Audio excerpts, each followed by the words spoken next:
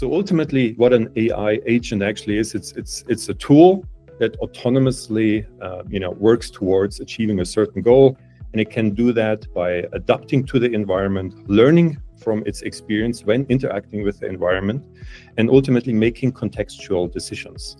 If you just look at how a human operates, a human would, go in with a certain knowledge when they, for instance, have to optimize a certain well.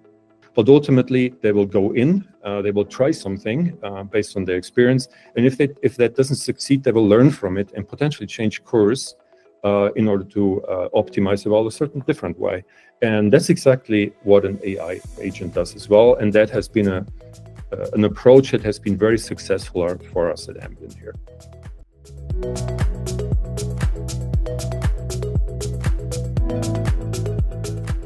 So practically what that, for instance, means is if you have a well and that is controlled by an automated or smart solution, then it may simply adjust the set point if pressure drops below a certain threshold, for instance.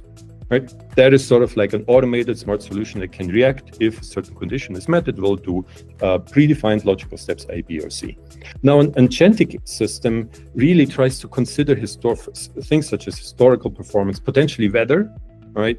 Sensor anomalies, optimization goals, etc., and then it proactively changes multiple set points potentially, can in some cases explain its reasoning, and then also adapt again when the environmental conditions or the instrumentation and the signals change accordingly. So without a human going in and telling that, well, the previous logic didn't work, we have to adapt it, that is smart, that's not autonomous, that's not agentic. So in our solution, it really truly tries to learn from the behavior of the well, and if an environmental condition changes, it can adapt accordingly to ensure that we are always at optimum performance for that given well at that given point in time.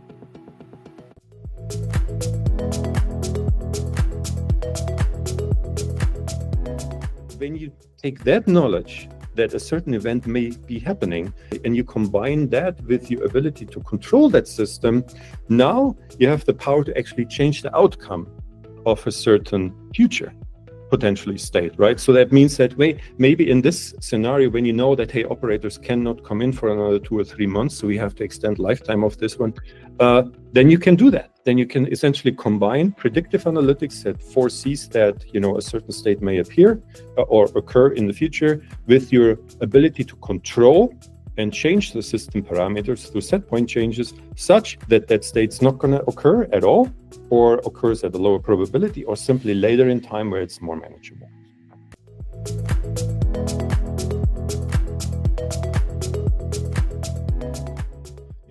AI has been an extremely hot topic, and for quite a few years now, and I would argue during the pandemic, it actually exploded, and due to that, often, a lot of rebranding has been happening. For us, it has been at the core of our product. So it's not just some lipstick thing, it's truly part of our product, because we believe that for pattern recognition, for autonomous control, there's virtually no way around these algorithms. So they have truly been part of our core offering from the get-go of the company, ultimately, because you need those in order to drive the results that we're looking for.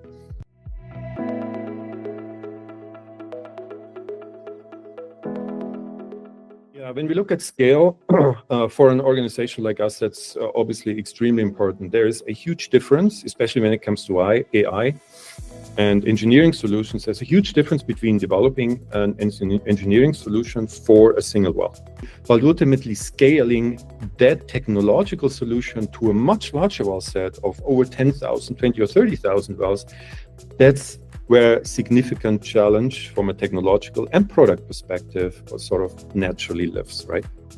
So that means you really have to take that solution and now turn it into these cloud agents that in the hundreds of thousands take over now control and ensure that our customers are set up for success every single day at a very, very high reliability.